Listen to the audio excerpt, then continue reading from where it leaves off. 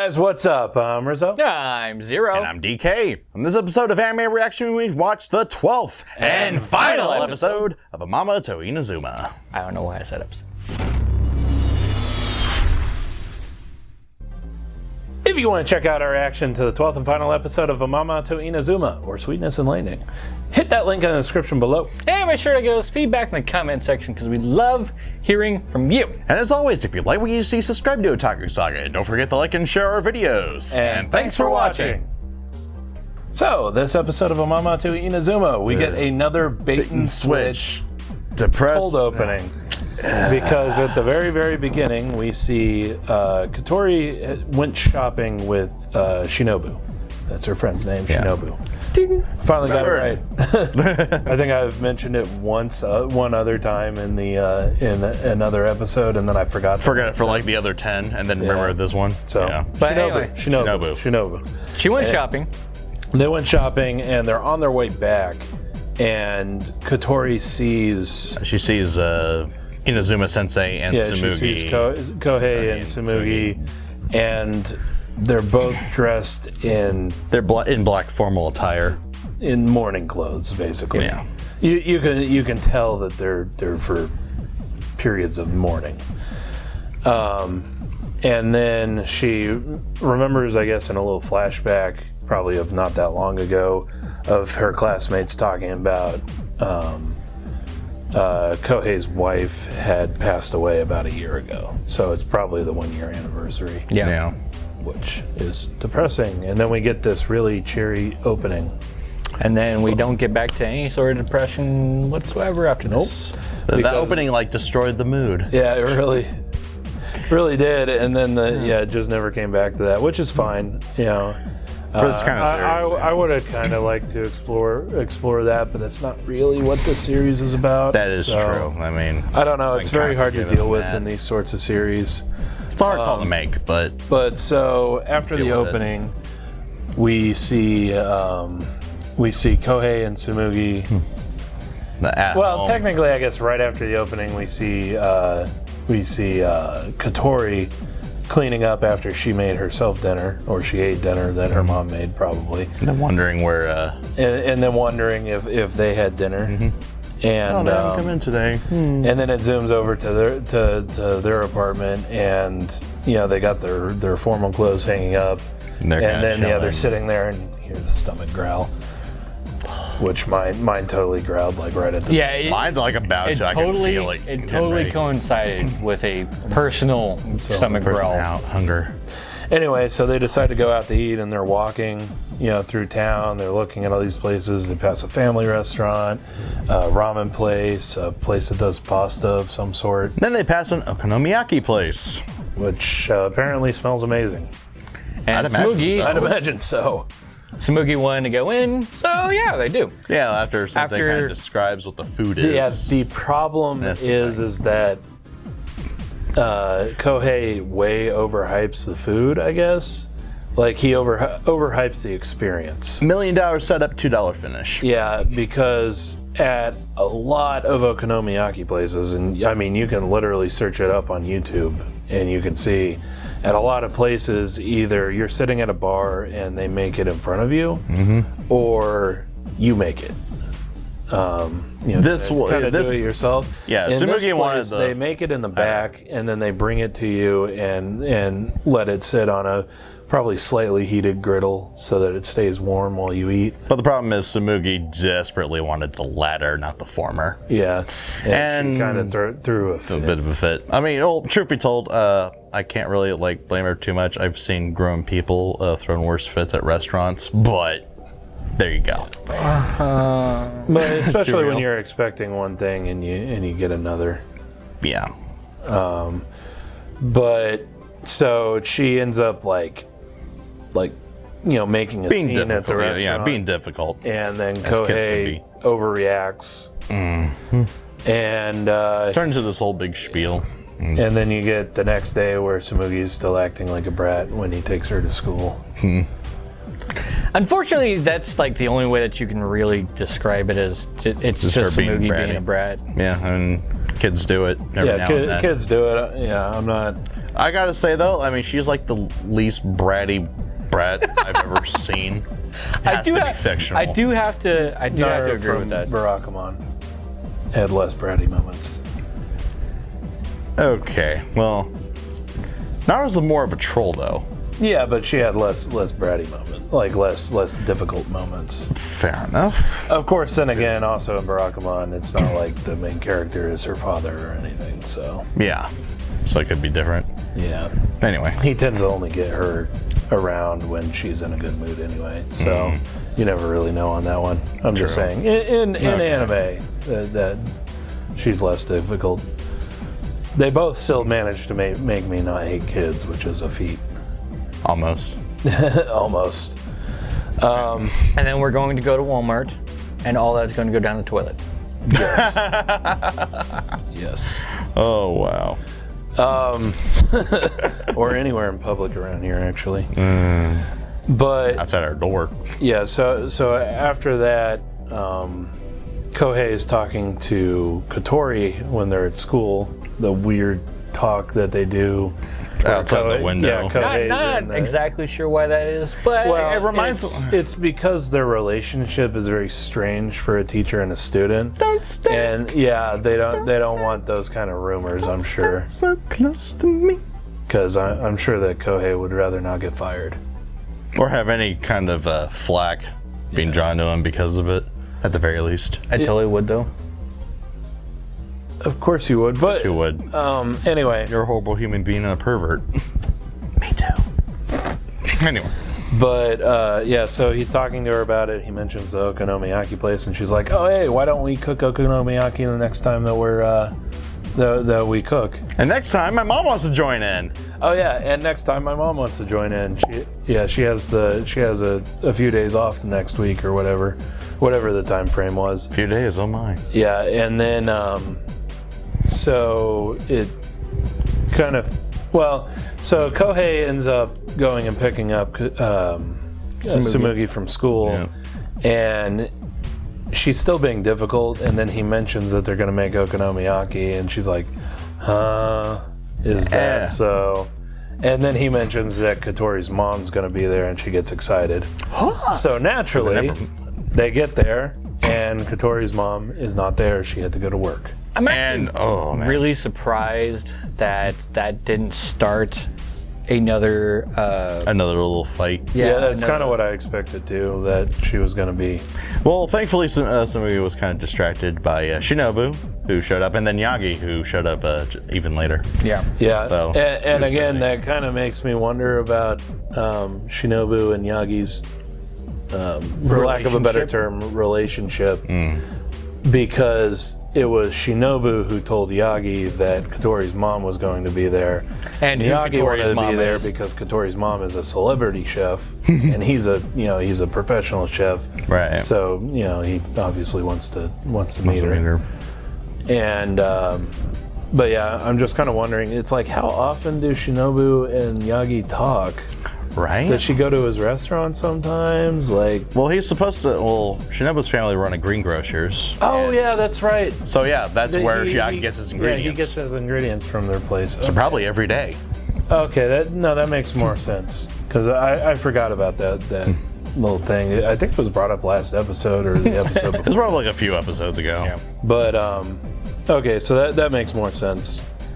I think the show's still kind of setting them up, but Totally. yeah. I ship it. And also, if that's true, then this show definitely has a thing for shipping younger girls with older men. And I'm not sure which one they're trying to ship. Katori and Go ahead. Kohei. OTP. They're totally, yeah. But later on in this episode, Tsumugi ends up making a couple mistakes with Yagi, and Basically, she managed to kick a bowl that was on the table. Don't get me wrong; it is a short table, so it's low down to the floor. And Tsumugi has like 4 foot, has a 4 foot vertical. Good lord! Leaping up into Shinobu like Get that that. girl a basketball. That's all I'm Basketball or volleyball, something. saying. Yeah.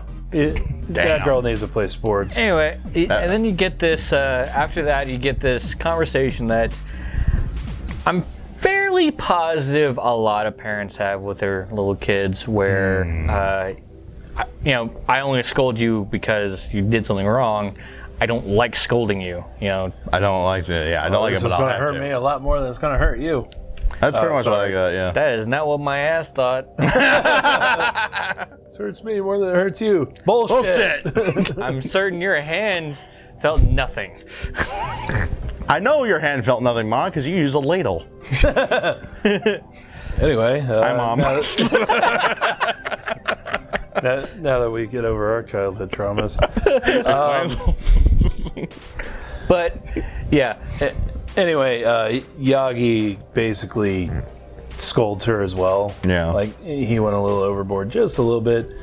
In that sort of drunken uncle type of way. Yeah, and then so Kohei had that little talk with her, and they make up, and everything's all Everyone makes up, yeah. And then all of a sudden, from out of the blue, for the first time, Katori's mom. The second time that we've seen her in this series. That's true. The first time we was saw her on TV. I had completely forgotten what she looked like. Yeah, I did too. Actually. I gotta say, she looks hot. Yeah, the only thing that kind of bugs me is the way that they animate, where she had the lipstick only on her bottom lip. And I don't know, that really bugged me. I don't know why. It's a weird little thing that they do. But Maybe if they tried to color in both lips, it would look funny. Yeah, I don't know. Maybe if they did the bottom lip just a little thinner. Or did like a slightly lighter shade of the same color. Something was bothering me about it. I'm not sure what it was. it did seem a little off. It did seem off, yeah. It's just a minor nitpick.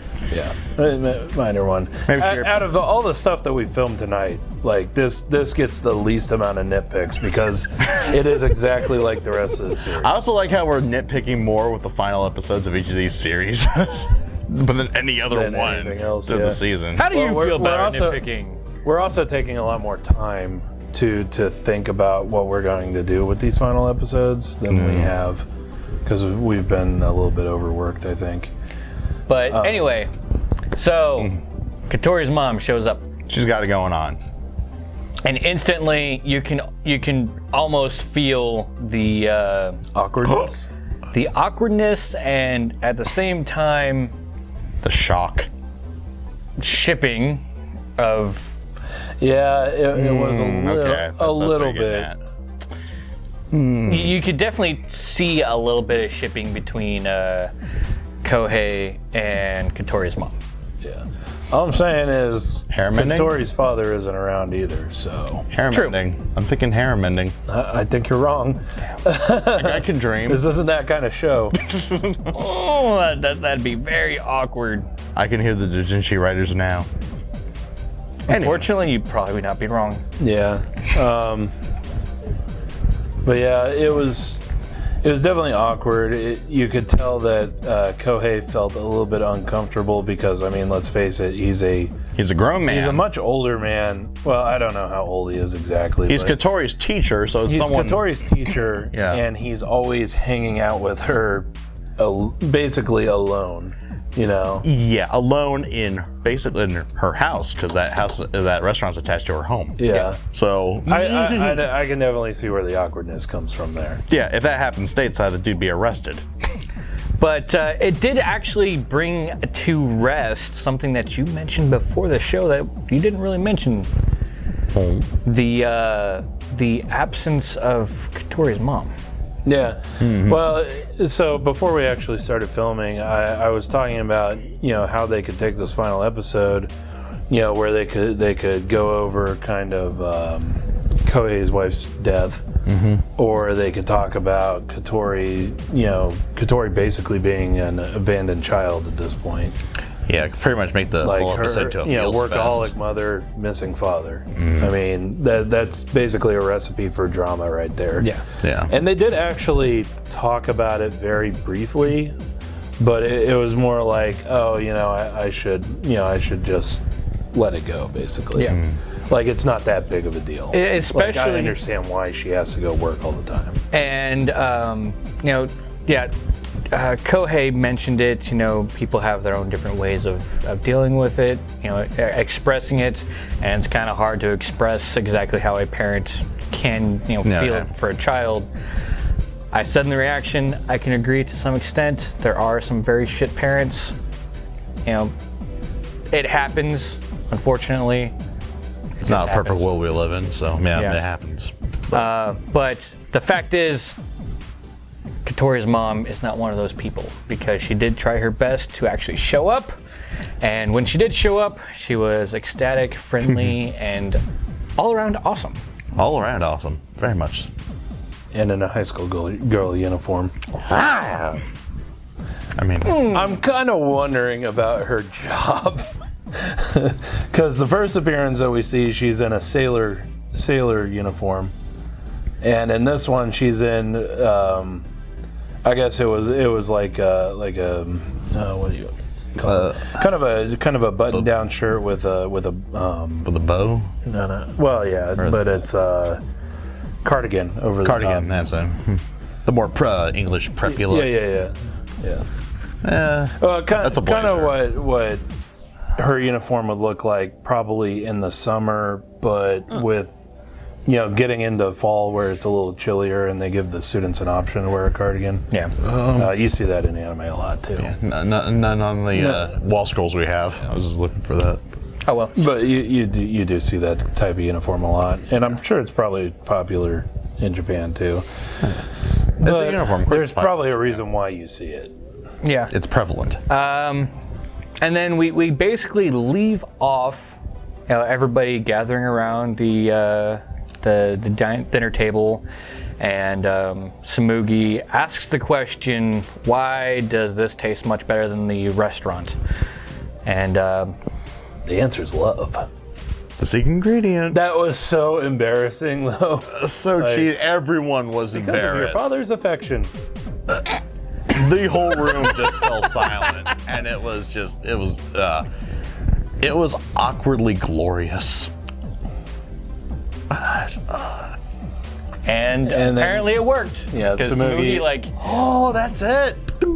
Dove into it. I must eat a lot of it then. Such a precious child. I fear for her future. I fear for her future prospects. Anyway, that's where the series leaves off. That's it. It was really good. It's definitely one of those ones that I don't ever expect it to get a second season, but it was very enjoyable. It was very much so. Our flying witch of this season. Yeah. Nice, relaxing, kind of come to it when ReZero got us down. Pretty much. Same with Flying Witch. And it actually makes me want to read the manga too. So maybe I'll try to find it. See how far they go beyond also the anime. Makes me want to cook. Yeah. Want to cook. Anyway. Damn. So. Was a good deal though.